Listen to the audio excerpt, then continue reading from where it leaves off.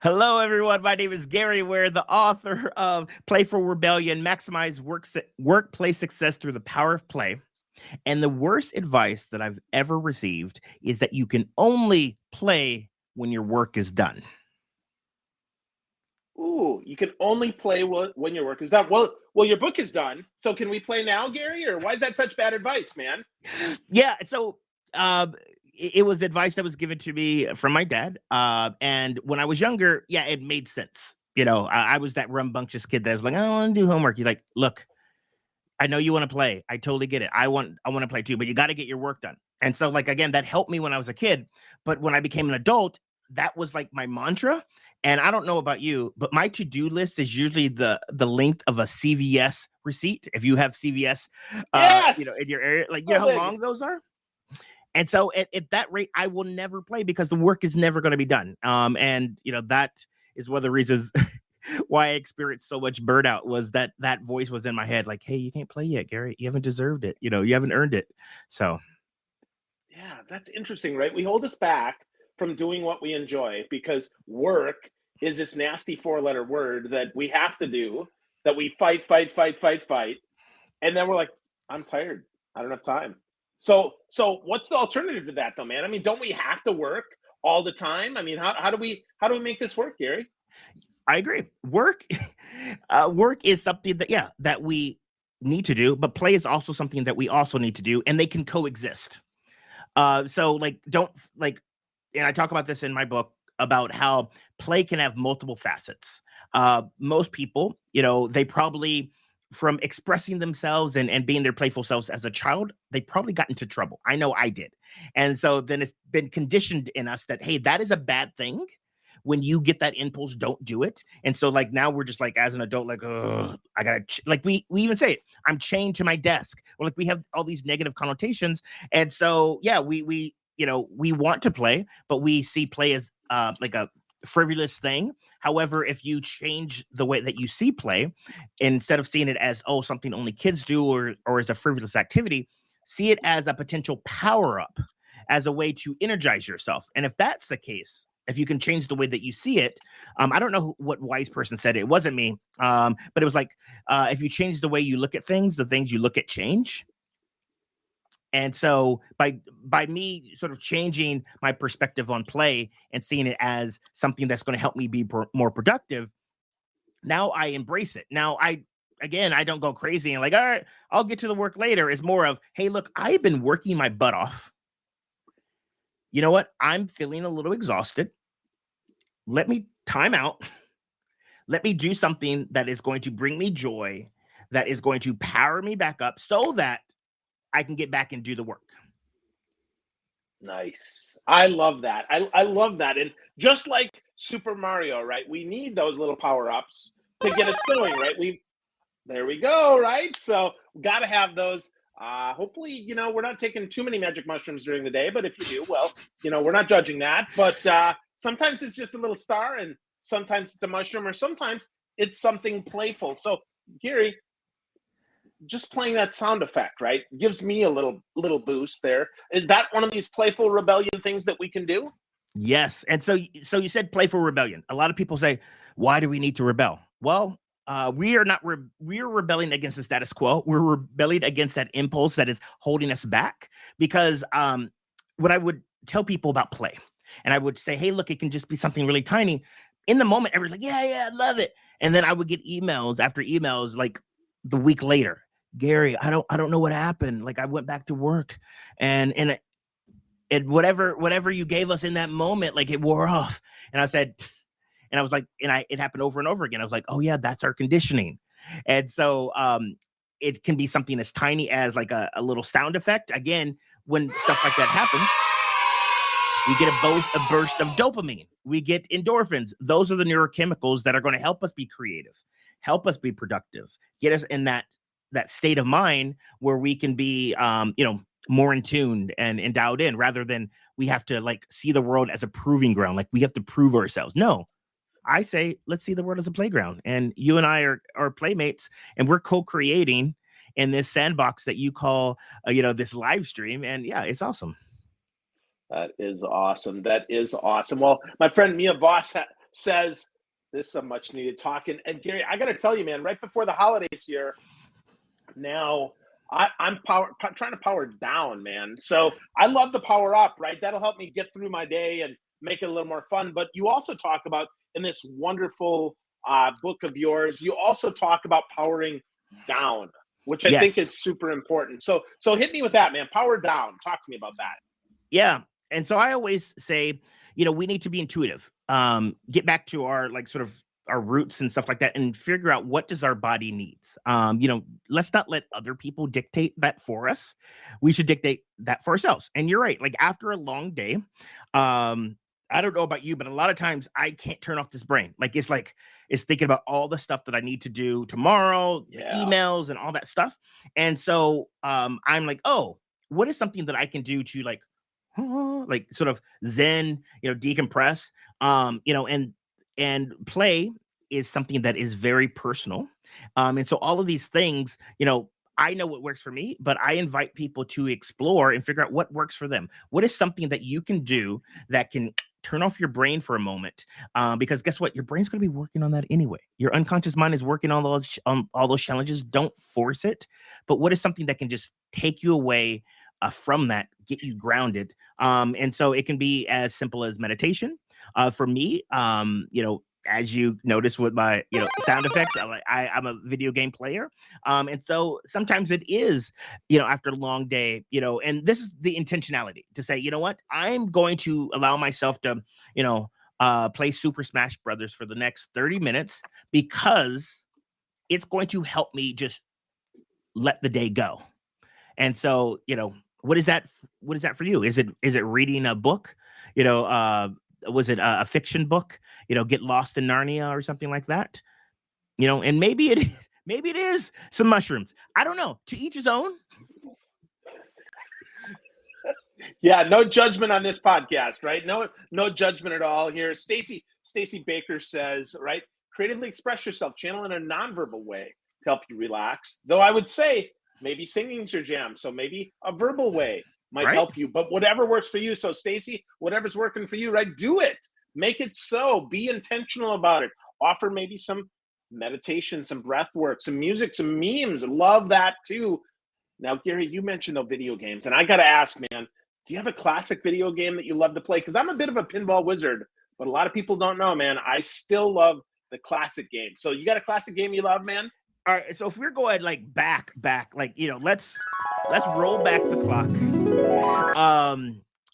I played multiple pinball games growing up, back when we had arcades, there was rooms of but most of the time I remember going to Pizza Hut, as a family, actually sitting at a Pizza Hut, a dine-in with those stained glass little chandelier lamps and whatnot, waiting for a pizza and playing Galaga. That's right. Galaga. Yeah, beautiful game. Love that. I liked all the Invader games, right? Space Invaders, Galaga, Galaxian, and let's not forget the one that most overlooked, Gorf. Do you remember Gorf? Oh, is that weird going back? Oh my gosh. Yeah, brother, right? So yeah. But I will tell you though, some of my favorite games were the digging games. So Dig Dug. Yep. And then my all-time favorite, Mr. Do. Did you play Mr. Do? No, I have not. Please enlighten me. So imagine Dig Dug, except you're like a little clown guy chasing monsters around. If you can get all the monsters, you can push them all down with apples, and then you smash them with that, right? You smash them with that instead of shooting fire at them. You do that, and then you've got a little ball that you can shoot them with. But the key, spell extra to get an extra guy, or if you drop an apple, sometimes it'll shred and you'll get it'll split open and you'll get a diamond for a free game. Good times. Oh my God. So I have to ask you. I ask people this all the time. All right. So take that game.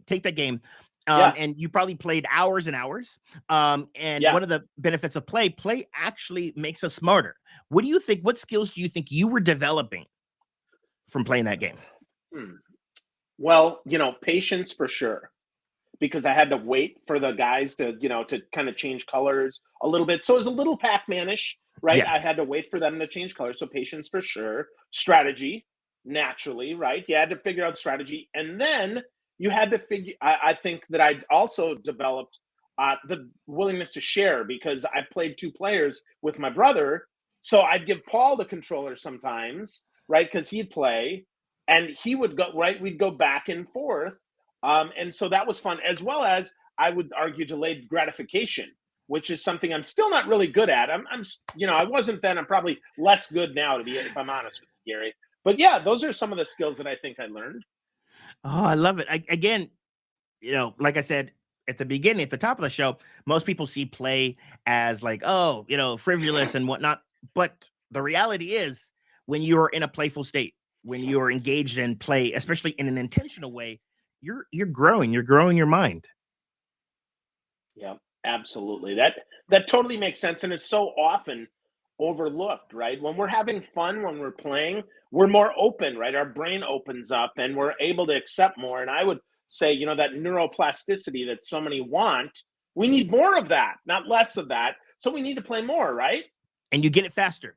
There's a researcher, her name is Karen Previs, and she was working with kids. Actually, rest in peace, Karen. She died before she got a chance to finish her research. But she was what she was saying in her research is that with kids, they can learn, I think it was like 3 to 4 times faster with play than without it, because it takes about 420 repetitions to create a new neural pathway. But if you have play, you can shortcut that, and you can get it there in about 20. Wow. That's awesome, man. That's so encouraging, right? So I try to do that. I'm a sales trainer, right? So I help people learn the tool. I try to make it as fun as I can, right? I DJ at the beginning of each of our sessions, right? Try to make that fun. We play kazoo games to try to, try and reinforce learning. And absolutely, man, it's so much. A, it's more enjoyable, but B, you just gave me some science good stuff, right? That says we should make sure we do that. So I like that, Gary. That's Yeah. awesome, man. Great And research. Great there. Yeah. Add another thing too, because you're a very playful person, I can only imagine that your trainings and your sessions are like, not only do you have like all the DJ and stuff, but like it's very interactive. And that's another thing. So if I can drop another knowledge bomb on you, if you learn something, if you don't do anything with it within 14 days, it will be as if you didn't learn it. And most of us, again, think about cramming for a test, right? Like we're like, oh my God, we're waiting to the last minute, and you're just cramming the information. Yes, it is there in your brain. You pass the test, but what happens is your brain's like, all right, we didn't do anything with it. Gone, dumps it. If you've seen Inside Out, where they sort of dump all those things, you're like, oh, we don't need that. Yeah. That's what happens. That's me in 3.5 years of French in high school. So, but getting to my point is that when you are doing it through play, through playful means, whether it's role playing or whatnot, you're doing more than just like, someone talking and you're taking notes. You're actually engaging in the material. And as a result, you're going to be more likely to retain it and use it when you need to. So that's why, give you a shout out. That's why people need to hire you, because the people who work with you are going to be more likely to actually use the material than if they were to go and Google it and just read it. So shout out to you right there, Phil. Thank you, Gary. Well, I appreciate that, man. So let's talk a little bit more of the goodies in your book, because we could go about all this research too, man. But I want to talk about you. So I get to chapter 3 here, the Playful Rebels, and I have to tell you, Gary, I'm reading through this, and I'm gonna flip through it right here. Following your compass of joy, which I want to talk about in just a minute. But before we do, right, I want to talk about these different rebels, right? Because I'm looking through and I'm like, man, I don't know. I don't know. Like, I don't know if I fit any of those. I really don't, because I'm playful, right? I don't know. So let's start, right? Yeah, Compass please. of joy. What is this? What is this compass of joy? Because it sounds like a really good tool. Yeah, so this is one of the things. If you want to like get in the zone, most of the time, like I said earlier, we are probably conditioned to like turn that down, like dial that down. However, when you're in a state of joy, you are, in my opinion, firing on all cylinders, and you're accessing all of those neurochemicals. So what I invite people to do, especially if they're like, you know what, I'm not motivated and whatnot. I'm like, all right, what is something that is going to, in the words of Marie Kondo, spark joy?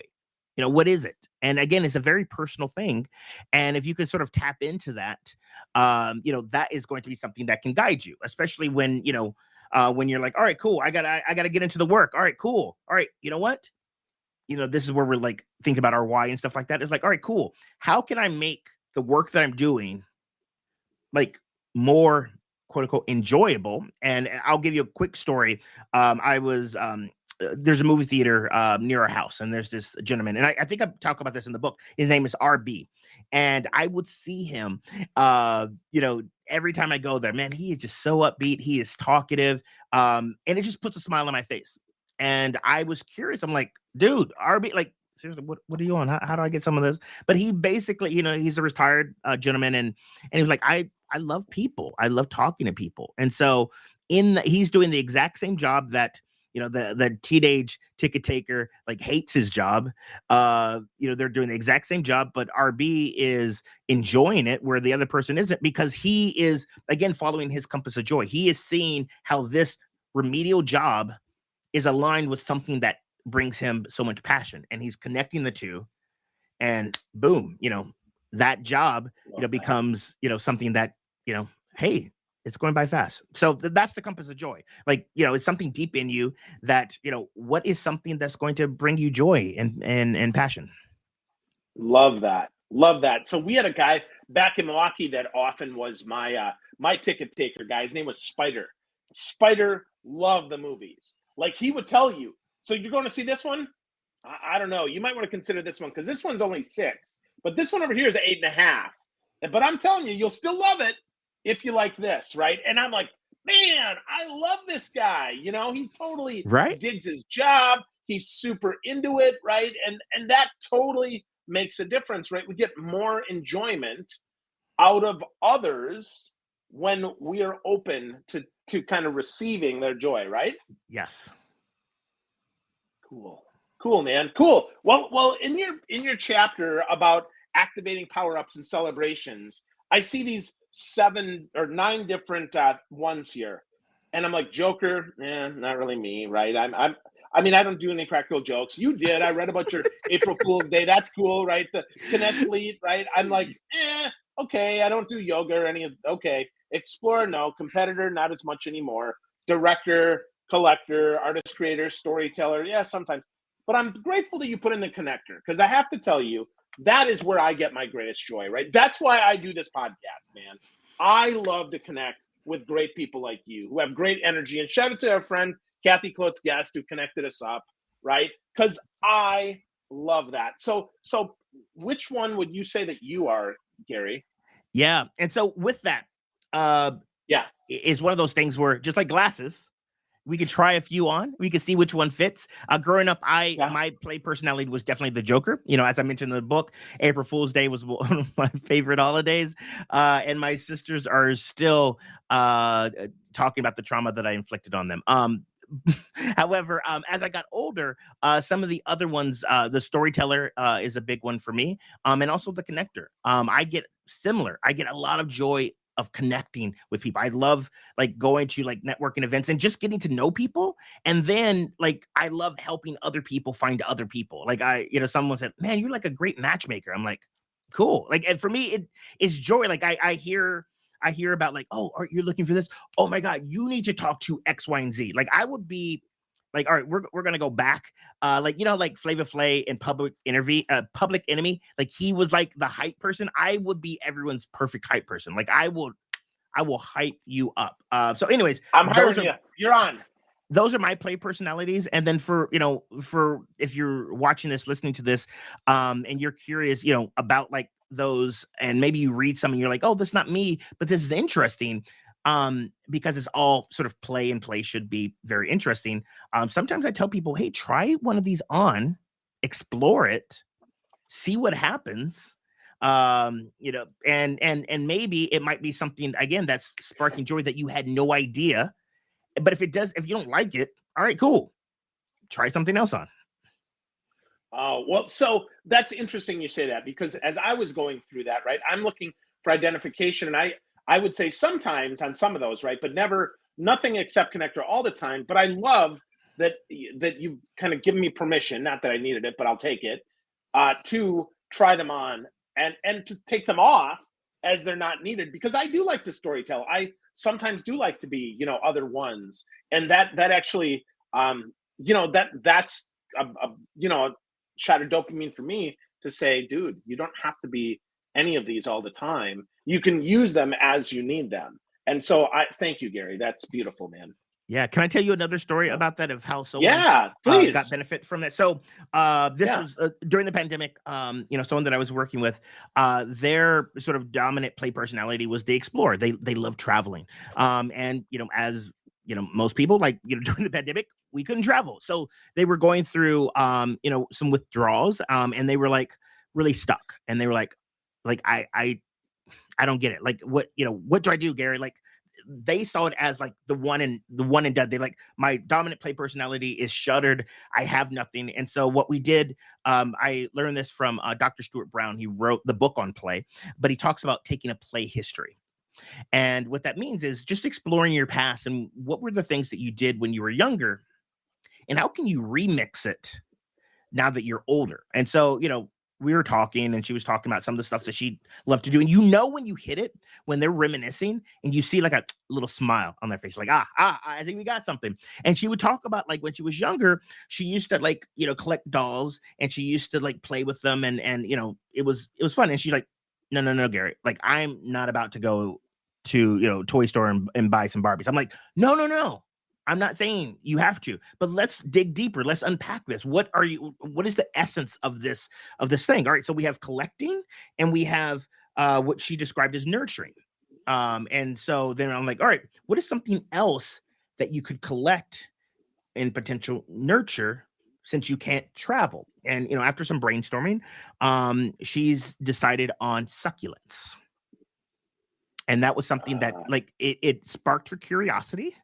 She was curious about it, and she was like, I don't think I can kill these. And so she started with like 2 or 3 varieties. And then because she got curious, she like started to dive into it. And then she learned about them. She started propagating, creating her own sort of mixtures of them. And then like when I checked back in with her, like 6 months later, I think she had like 45, and now she has like over 200 different, like, yeah. And and I don't tell people to do. So a lot of times when you get something that you're really passionate about and whatnot, people are like, oh, why don't you start selling that? The problem is a lot of times that takes the joy out of it, because the joy was actually doing it, not necessarily like, now I need to sell myself. But people were so curious. They're like, hey, can you help me with this? So she was interested. So she's like, yeah. Then she had a whole bunch, and she started selling some off. That's not a recommendation, to people. Like, once you get this, is like, oh, now I need an Etsy store. It's like, hey, if you feel called to do that, great, but don't feel like you have to. But that's, again, someone that their dominant play personality, they couldn't use it. And we sort of dug, since we were talking about digging, and we discovered something else. Yeah. Dig dug, and digging succulents. I love it, Gary. That's a connection there. I love that, brother. I love that. So with that, your book had lots of fun stuff. So one of the things that I love are these play rebel missions, right? And number 5 really stuck with me, and it kind of goes off what we just talked about, and that is the 7 most influential people exercise. So can we step through this one here, because this is a really fun one, and I think this will be a good example for folks that are like, maybe on the fence, like, should I get this book? Should I not? Get the damn book. Okay, Gary, let's go, man. Let's do this one.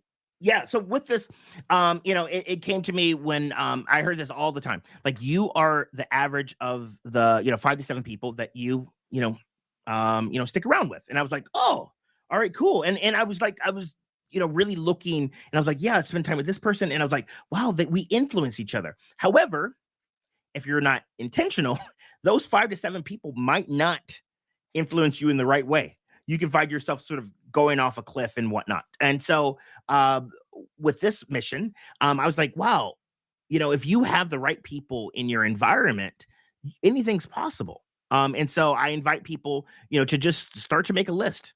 Who are those 5 to 7 people that you spend the most time with? And then I start to ask them, to like sort of, create a chart, and then start to document, like, all right, what's the energy that they bring, to the equation? What is something that you potentially could ask them, that you haven't asked them? And the whole point here is that, we do things for people that we like. And so, hey, and this is something, you can be an introvert and do this. You don't have, this is not just for extroverts, because I have this belief that, it takes a village, and the people that are in your circle, they want to help you. And matter of fact, sometimes it gives them more joy helping you than you get in receiving it. So it's more about, and especially if they can use their superpowers. So it's a really fun activity, and it allows you to really explore your network, and then potentially see, where's there a gap. And then this is a challenge too. Playfulness is about connecting. It's about like finding people, to bring you to the circle. So if there's like, it's a perfect time to do something like this, because we're embarking on a new year. This is usually where people, set new goals. And if you see a gap of like for example, for me, when I was writing this book, it was around the time like I did this activity. And I was like, oh, you know what? I could definitely use some people in my circle that know a little bit about this, because I don't. And then I started asking around. And then, I, was very fortunate. That's, how I got connected. Really got connected to, she's now my assistant, Hannah. And so Hannah, if you're watching, what's up? Because she is amazing, at promotions and stuff like that. That's not necessarily my superpower. And boom, now she's in the circle. Now she's in the corral. She's in the hood. She's part of the family, if you will. That's beautiful, man. I love that. And the interconnectedness and finding those gaps, I think is probably the most powerful part about that, because often we hang out with people just like us. Yes. And that doesn't help us grow. That just makes us fat and comfortable. So I'm fat, probably not as comfortable as I'd like to be, but I'm working on that. So anyway, right. So I love the idea of finding those gaps and filling those in, and then making other connections, right? Because that strengthens us all. That gets us all stronger, man. So that's really, really awesome. Wow. So yeah, just that chapter alone in this book and that exercise certainly makes the book worth the investment. All of it's really good, but I'd be remiss if I didn't ask. There's some crap that gets in our way, man. You call these barriers to play in chapter 8 here. So talk to me about some of these barriers, a couple of them maybe, and then how we can overcome them. Yes. So, I didn't want it to be like, yay, here, play. And then because again, and when I was starting off on this journey and I was super excited about it, I would get, I would invite people to do stuff, and then they're like, oh no, and so over time, I'm realizing that just because you know about play and maybe you know about the benefits, it's kind of hard to get into that playful state. And one of the big ones for adults is being a perfectionist. If you're trying to be a perfectionist, you can't be in the playful state, because play is messy. When you're in a playful state, you're going to make mistakes. Again, thinking about video games, it took me months to master a video game. I would oh, I died. All right, cool. So if I wanted to be perfect and I started playing a video game and I died, well, that's not being perfect. And so if you're just that person that has to be good at everything when you start, you're not going to want to play. You're going to be like, And again, I am the play guy. I know a lot about this. It still gets in my way. So it's one thing to remind myself, especially when I'm feeling this barrier of like, man, why am I having such a challenge to get into this? Fun story. I was at a white elephant party, and we were building those gingerbread houses, and it's not something that I'm naturally good at. And again, if you think about it, it's like, all right, if you only do it once a year, how can you get good at something like that? That's like only going to the gym, once a year, oh, well, where's that six pack? So anywho, and so I was, getting frustrated, and a good friend of mine who was, next to me, she also getting frustrated. And then so to make matters worse, comparison's another barrier to play. A good friend of mine, she won Master Chef. She is a baker. She's over here effortlessly painting this gingerbread house. It's immaculate, beautiful. So I was not again allowing myself to have fun. Because I'm comparing, I'm trying to be a perfectionist. And both of us, once we said, you know what, let's just have fun. Like, and it was just something, boom, in that moment, it clicked. And we embraced imperfection and we just allowed ourselves to just get in the moment. And yeah, we finished it. We finished the task at hand. And no, it's not something that deserves to be in the Louvre. But again, we had fun. We enjoyed doing it and we were playful. Wow. Yeah, that comparison being the thief of joy, man. That one gets in my way sometimes. So it's a good reminder to strip that crap away and just have some fun. Now, with that, I want to be really clear here. You're talking in the book about being more childlike, not being more childish. And I Yes. think that's an important distinction, right? So walk us through that for those that are saying, well, that's fun, Gary, but I just don't have time, or I can't be a kid all the time. Talk to me about childlike versus childish, because I think that's important. Yes. So, again, if we have this perception that play is just a waste of time, it's frivolous, and a lot of times, oh, you're being a kid. I'm like, yeah, I'm being a kid. But think about like if you really look at kids in their essence, they're the perfect models for this. And when I mean be childlike, not childish, childlike is being curious, being open to discovery, using your imagination. This is where creativity comes from. All of those things. I don't know about you, but I feel like this is necessary to be good at what we do, to be, a full, well-rounded human being. But the childish behavior, yes, we can let go of those. That's the being stingy, being selfish, like all of those things. And again, if you have kids or you've been around kids, you probably experience those. And yes, those aren't the qualities that I'm talking about. I'm talking about the qualities that are going to actually help us thrive. Awesome. Love that. Love that distinction.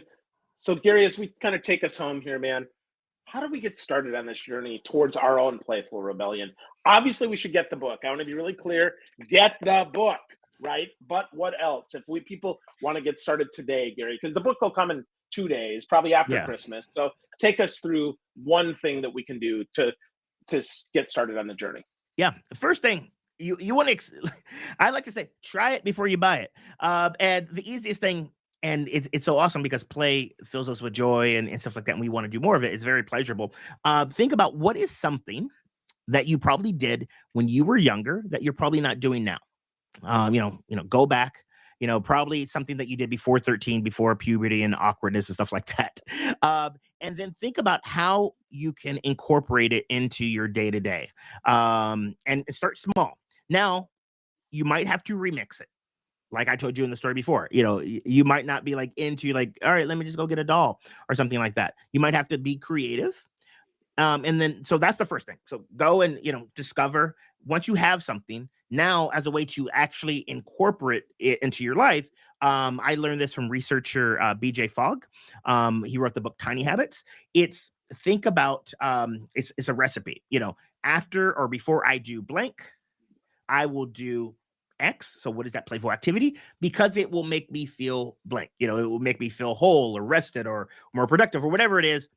And that is your trigger so that you know how to incorporate it. And on top of that, put it in your calendar. Because I don't know about you. If it's not in my calendar, it's not happening. It can be 5 minutes. Same. It can be 5 minutes. It doesn't have to be like hours and stuff like that. It can be 5 minutes. Put it into your calendar. And then after you do it, celebrate yourself because you will get the endorphins. You will get all of those feel-good hormones that will make you want to do it again. And tell me, your life isn't better.